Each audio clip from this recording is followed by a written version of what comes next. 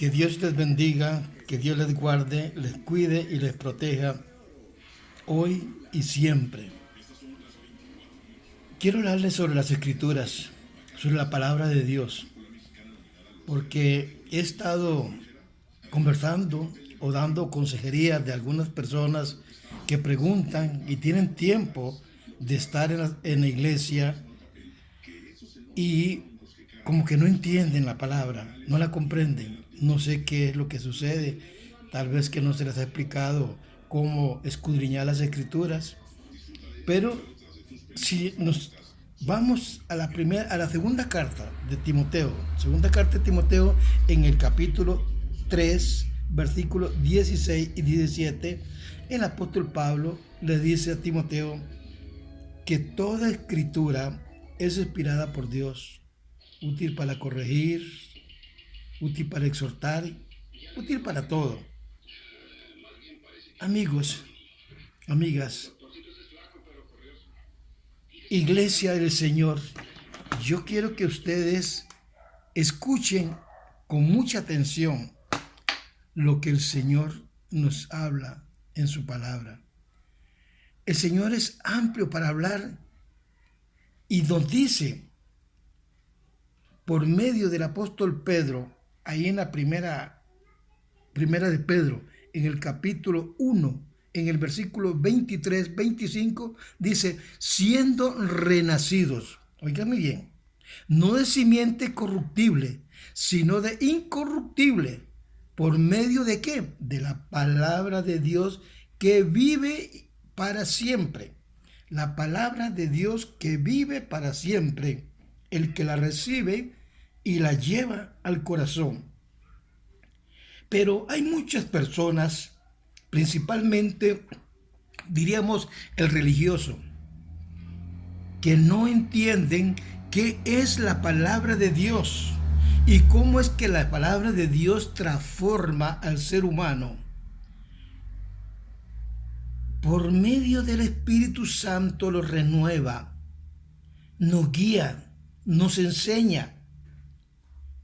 Por medio del Espíritu Santo, la palabra de Dios nos acerca a Dios y le conocemos más y nuestra fe se aumenta, como dice Hebreo 11:1.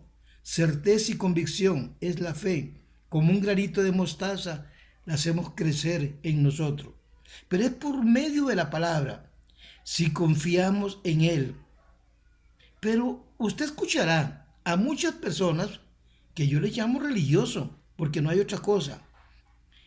La Biblia dice, y le dan un texto bíblico a usted. La Biblia dice, y le dan otro texto bíblico.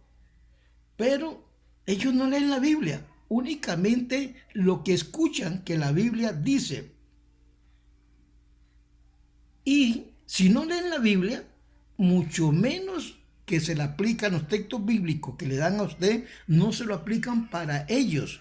No viven lo que la palabra de Dios dice.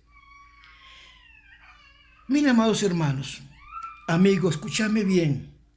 En una encuesta reciente, el 64% de los encuestados dijeron que estaban muy ocupados para leer la palabra de Dios. O sea, no tenían tiempo para leer la palabra de Dios. Tenían tiempo para todos, para todo, pero menos para leer la palabra de Dios. Y escúchenme bien esto. Tal vez un 12% dice ser cristiano, pero no entiende la palabra. No la lee y tiene años de estar metido en una iglesia o en otra iglesia y no entienden la palabra porque no saben escudriñarla. Tal vez no es que no saben escudriñarla, tal vez que nadie les ha enseñado a escudriñar la palabra. Yo les aseguro, mis amados hermanos, amigos, si usted tiene una Biblia, yo le aseguro, con una media hora diaria que usted lea la palabra, usted la tomará esa palabra como una guía personal. Amigos, amigas, escúchame bien. Mientras más lee uno la Biblia, mucha gente dice que se va a volver loco, porque la palabra de Dios vuelve loco. La palabra de Dios no vuelve loco a nadie, lo que hace es transformarlo. Mientras más la lee usted la Biblia, más la ama y la ama.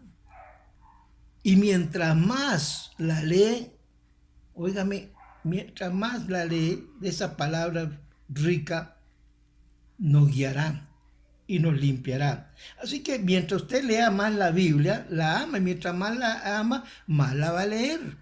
Porque uno, cuando más ve a una persona y la tiene cerca de uno, la ama.